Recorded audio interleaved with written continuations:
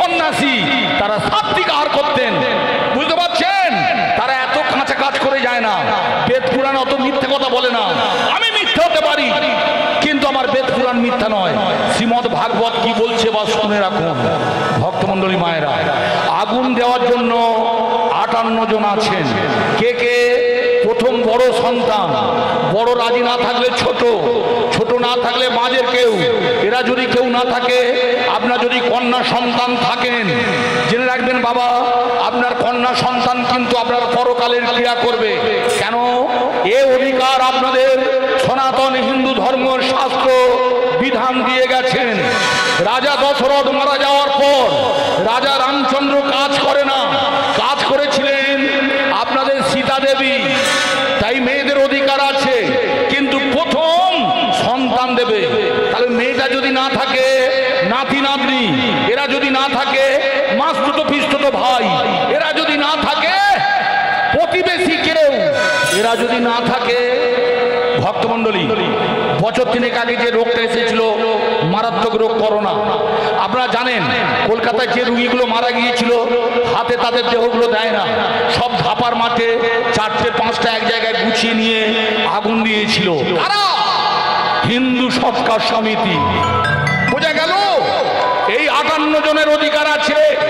আপনাদের পাঁজিটা পিছনে খুলে দেখবেন 58 জন কে কে। এই 58 জনের অধিকার আছে, কিন্তু প্রথম আগুন দেবে কে? বড় সন্তান, বড় ছেলে। কিন্তু শুনে রাখবেন, আগুন দিতে গেলে বড় ছেলেটার হাত থরথর করে কাঁপবে। যখন 3 পাক ঘুরে বাবার মুখে অগ্নিদান করা হয়, কোনো ছেলে স্থির থাকতে পারে না, গা পা থরথর করে কাঁপে, বমি বমি ভাব আসে, অচেতন হয়ে পড়ে যায়। কেন? কিসের জন্য?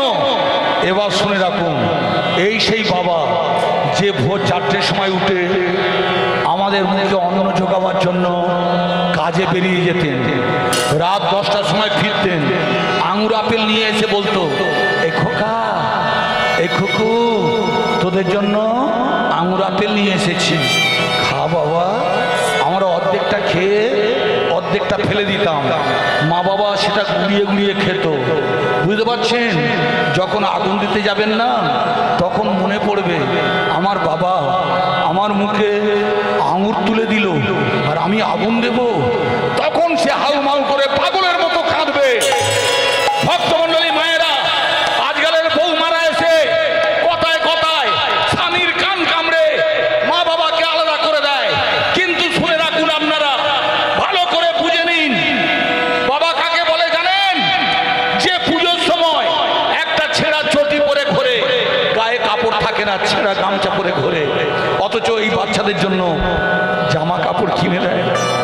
তারা বাবা। বাবা কাকে বলে জানেন? ভক্তমণ্ডলী মায়েরা, বাচ্চাদের যখন অসুখ করে, আপনাদের এই রাধা মাধবের মন্দিরে মাথা কুড়ে কুড়ে কাঁদতে কাঁদতে বলে, ভগবান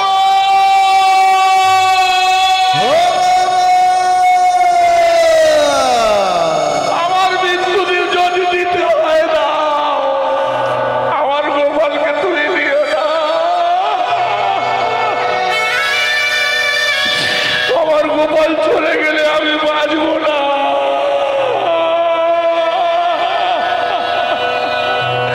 বিধিরে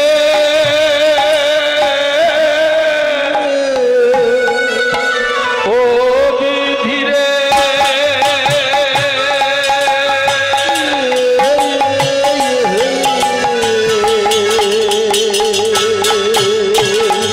এই কি তোর বিধান? বিধিরে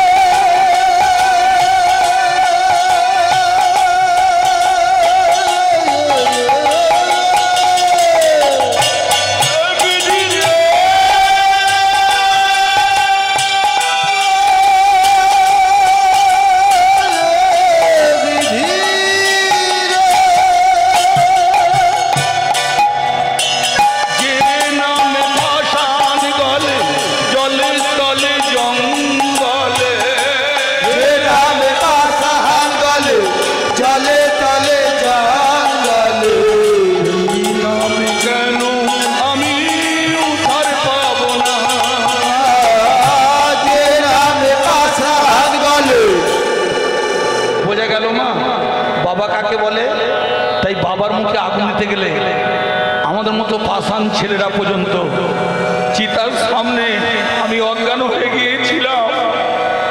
তারপরে গামুইরা ধরে শ্মশানের বট গাছের কাছে নিয়ে গেল। তারপরে দাউ দাউ করে দেহটা জ্বলছে। এমন সময় ওই ব্রাহ্মণ বৈষ্ণব বলবে, এবার তোর বাবার মাথাটা লাঠি দিয়ে মেরে চৌচির করে দে। মা ডাকে, মা ডাকে।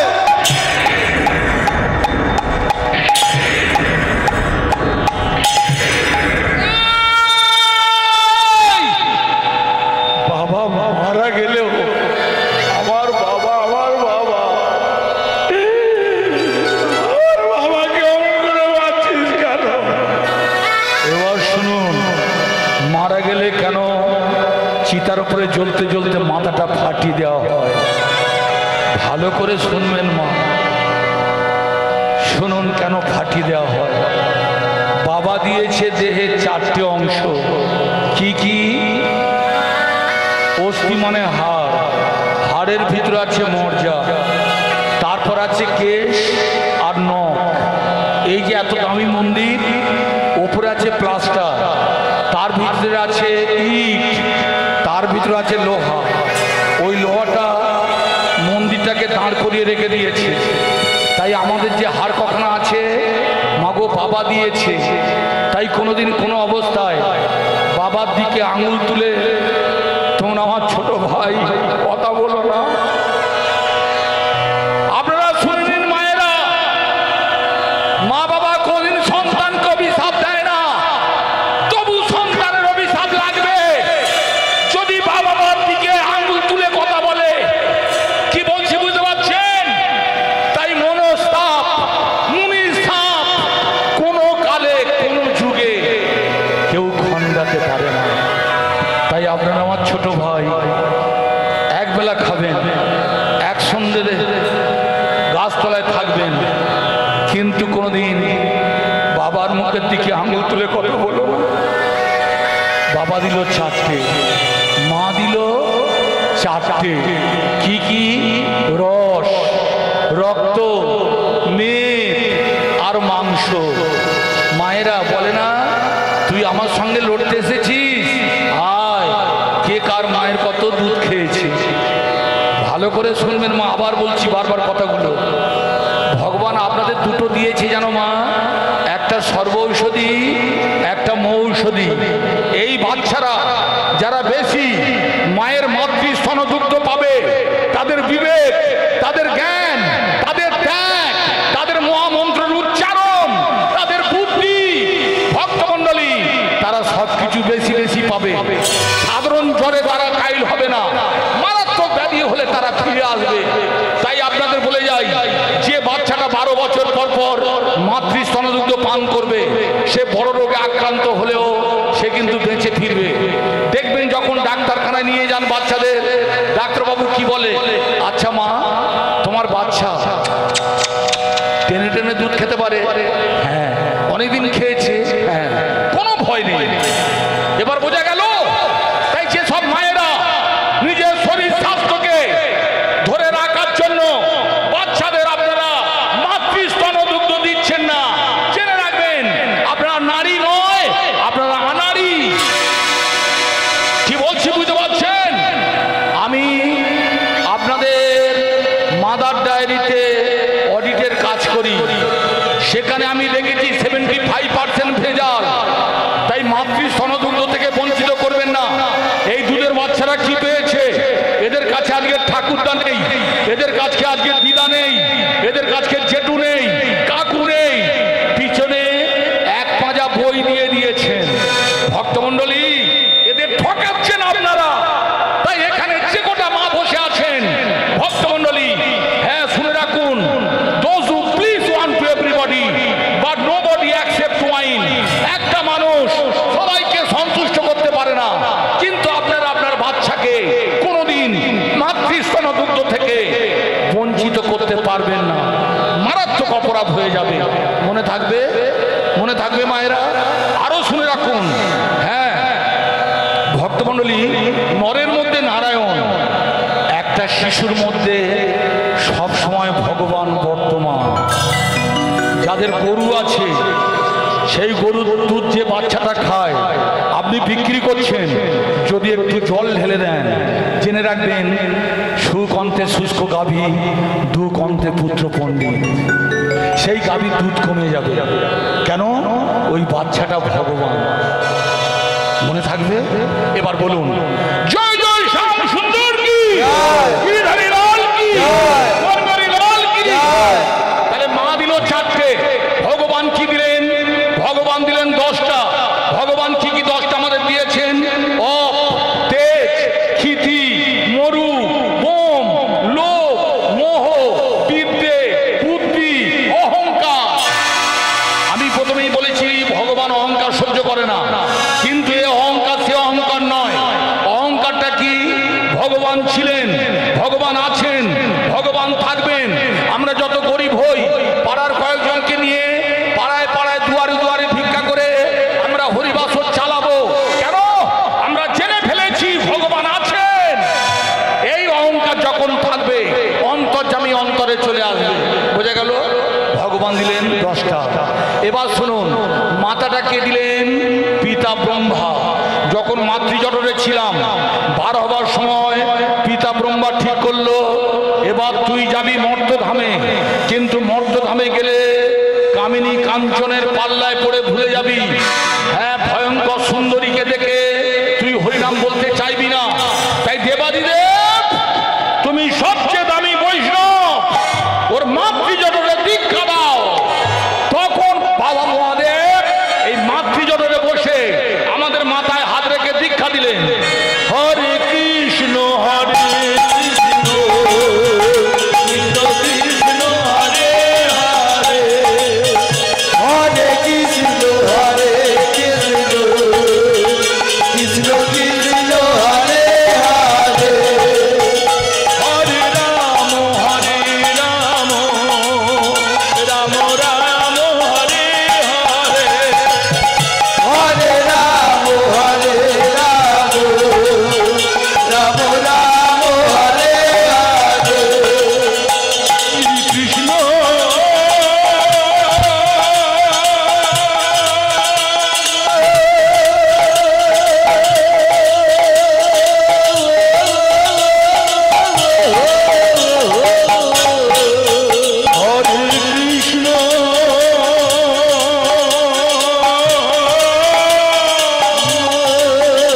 কৃষ্ণ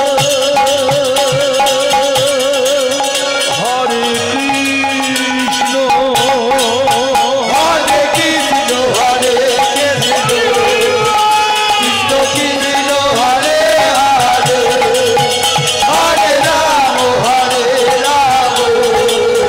রাম রাম হরে হরে, হে কৃষ্ণ গোবিন্দ হরে মুরারি, হে নাথ নারায়ণ বাসুদেব সুতং।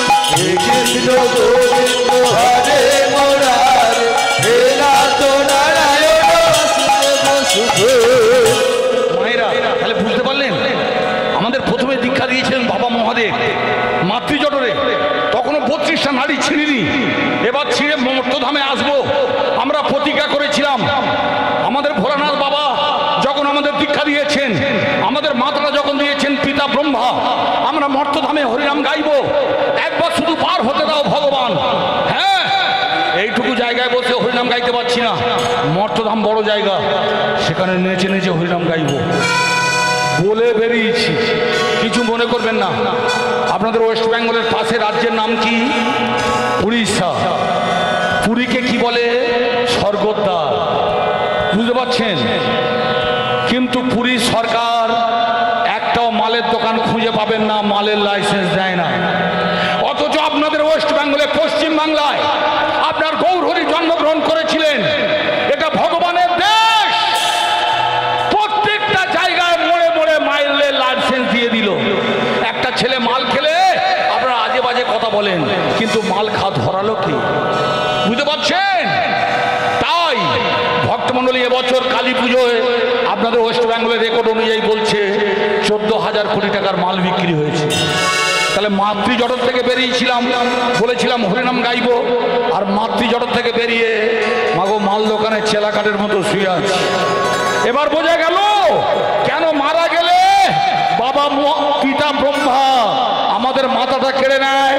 দে তোকে আবার 84 লক্ষ জনি পেরিয়ে তোকে জন্মগ্রহণ করতে হবে, তাই মার, মেরে মাথা ফাটিয়ে দে, মার মারকে মারকে। বোঝা গেল মা? এই ভুলটা আপনারা আর করবেন না। এবার আসুন, 3 ঘন্টার মধ্যে দেহটা পুড়ে ছাই হয়ে গেল। যে ছেলেটা আগুন দিয়েছিল আপনাদের ব্রাহ্মণ বললে, এক কাজ কর, 1 কলসি জল নিয়ে বাবার চিতায় ঢাললেন। ওখান থেকে একটা ছোট্ট নাভি পেলেন, নাভিটা পুড়েও পড়ে না। সেইটা নিয়ে কি করলেন, আপনি গঙ্গা বা পুকুরে স্নান করলেন। স্নান করে মাটি খনন করে, মানে মাটি সরিয়ে সমাধিস্থ পুঁতে দিলেন।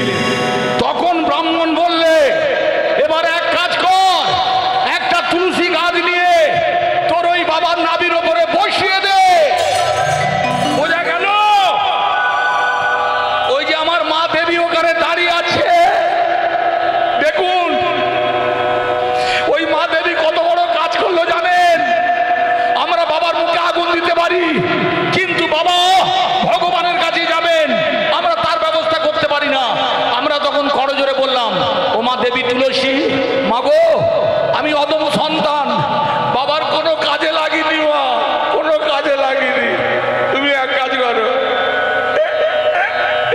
আমার বাবা যাতে ভগবানের কাছে চলে যেতে পারে, হ্যাঁ গোলক বৃন্দাবনে গিয়ে শান্তি পায়, চির শান্তিতে ঘুমাতে পারে, আমরা ছেলেরা বাবাকে সুখ দিতে পারিনি, তুমি তার ব্যবস্থা করে দাও। বলে কাঁদতে কাঁদতে চলে আসছিলেন, তখন একজন বলে, এই লাঠিটা নিয়ে পিছন দিক থেকে যে কলসিতে জল তুলেছিস ওই কলসিটা পিছন দিক থেকে মেরে ভেঙে দে। তখন আপনি পিছন দিক থেকে লাঠিটা নিয়ে ওই কলসিতে আঘাত করলেন, কলসিটা ভেঙে গেল। এবার বলুন পিছন দিক থেকে মারলেন কেন? তার কারণ হলো কলসির মধ্যে 5টা বর্তমান, অপ, তেজ, ক্ষিতি, মরুভম, ওটা মানুষের দেহ। কেন ভাঙলাম? তার কারণ চোম কোনোদিন সম্মুখ থেকে আপনাকে টেনে নিয়ে যাবে না, পিছন দিক থেকে আঘাত করবেন। তখন ভগবান বললে, বাহ বাহ, তুলসী পাতা চোখে নিয়ে আপনি শ্মশানে এসেছিলেন, শ্মশান থেকে আপনার সন্তান চলে যাচ্ছে, আপনার নাভির ওপর